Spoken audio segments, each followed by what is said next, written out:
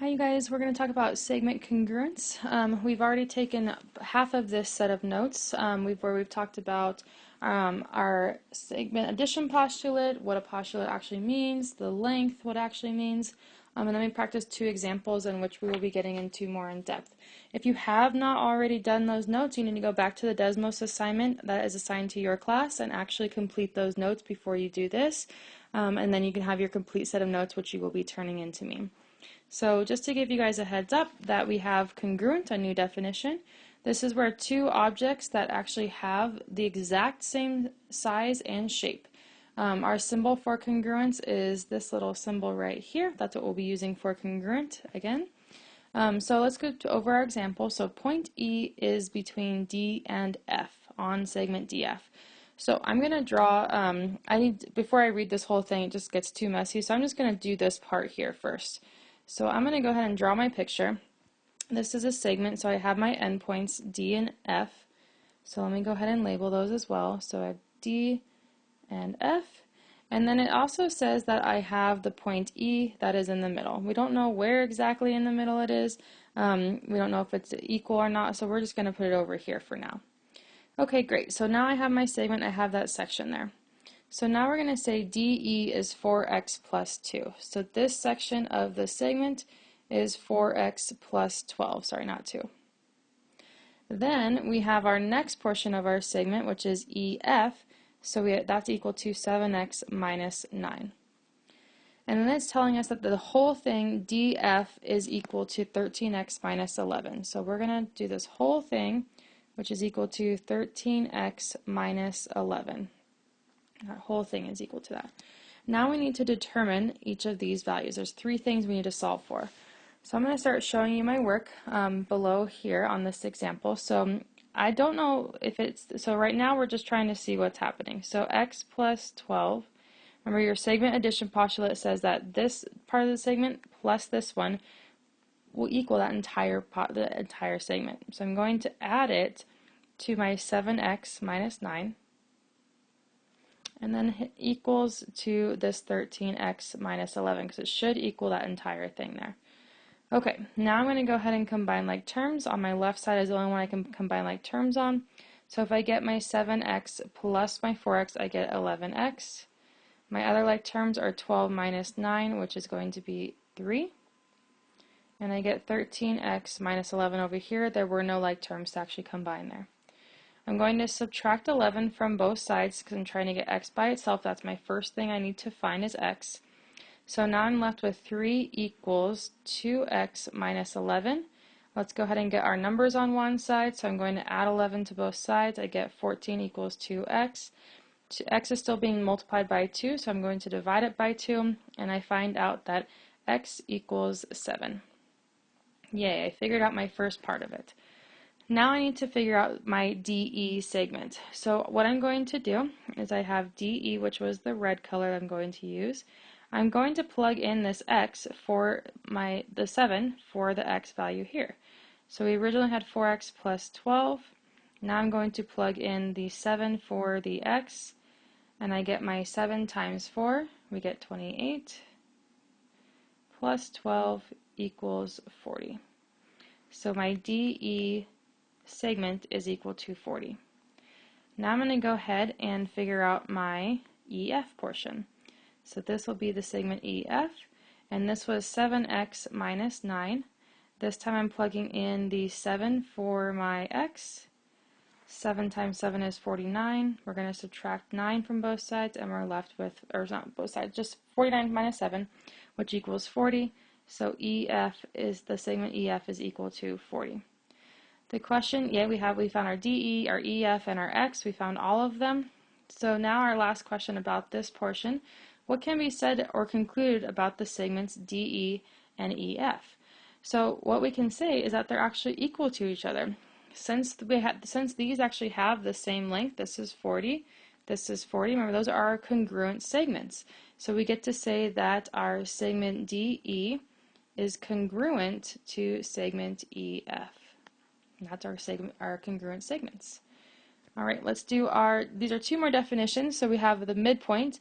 The midpoint of a segment is the point that divides the segment into two congruent segments.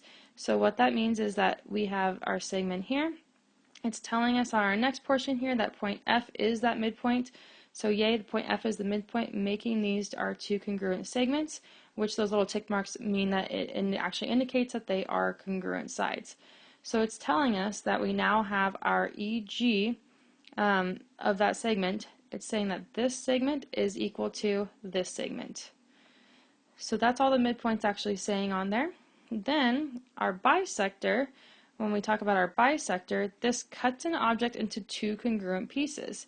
So a segment bisector will intersect the midpoint of a segment. So this line, so since F is the midpoint of the segment EG, then this line L, there should be a little cursive L, is our actual segment bisector of the segment EG. So since F was that midpoint right there, and then this line is actually going through that F point, then this line is actually the bisector. Okay, so let's actually use that as for these next two examples. So for our first example, it says if K is the midpoint of CT, segment CT, let's just do that first. So let's define our points here. So C and T, let's just write these. It actually doesn't matter which one you guys say, but I just write it in order. And it's saying that K is the midpoint, which means that we have congruent sides here, that this portion is going to be congruent to that portion. Perfect. So K is, let's label this K so we know what we're talking about. So K is the midpoint of our segment CT. Perfect.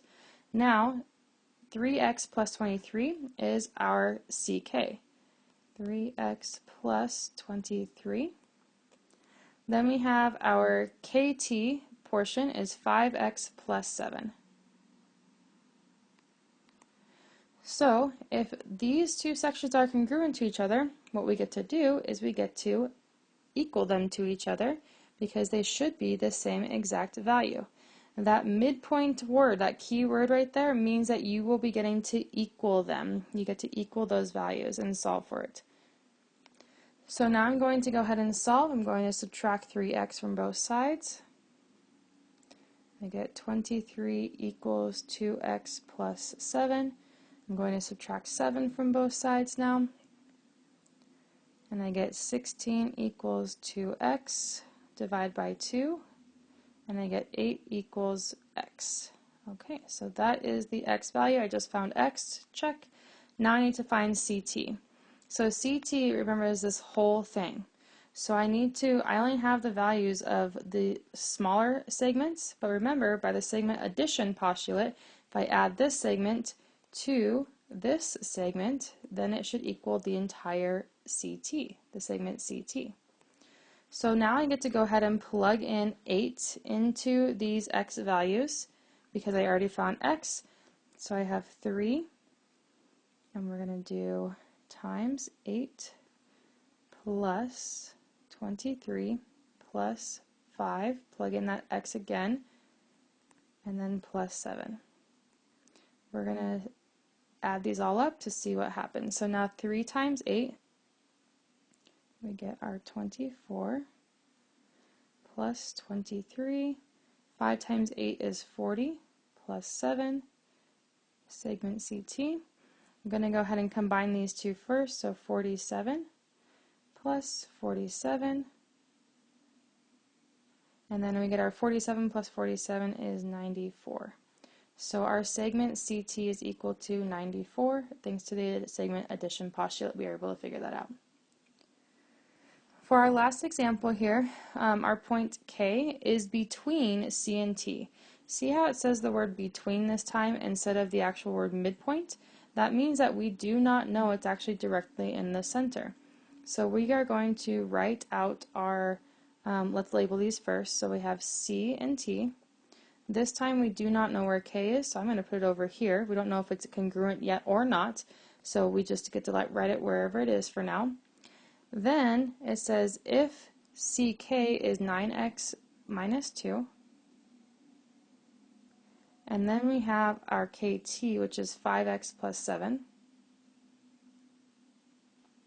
and then our entire segment of CT is equal to 40, Then we need to figure out x, ck, and kt. We have three things to figure out here again. So since we do not know that they are congruent to each other, we are not allowed to set the segments equal to each other. We have to use our segment addition postulate, and we have to add these two segments together to equal our whole thing. So our first segment, our second chunk of our segment, is equal to our entire segment. I'm going to go ahead and combine like terms.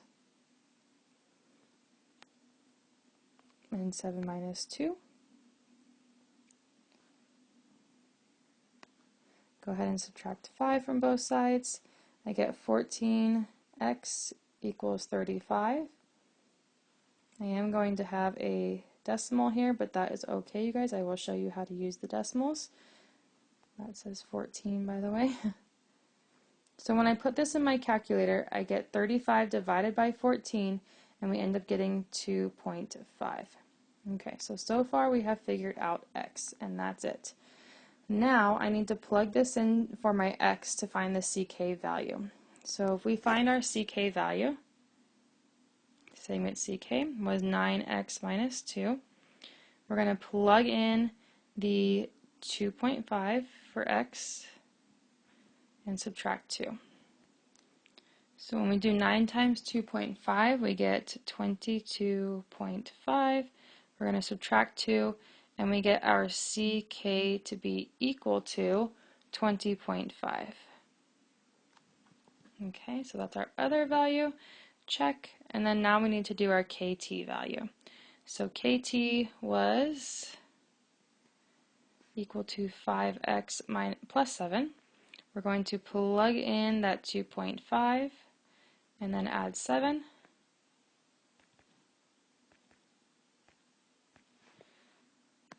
Make some more room. Okay, so when I plug in the calculator of 2.5 times 5, we end up getting our 12.5, and then just add 7 to that, we end up getting 19.5. Okay, and that's our value of our segment kt. So our question that it's asking here is k the midpoint of ct, and why or why not? So I want you guys to actually answer that question on your own. You're going to look at your values that you got for these two, the segments, and I want you guys to answer this in class, and I will check and ask you guys in class when I see you. All right, have a good day, and that's it for our notes.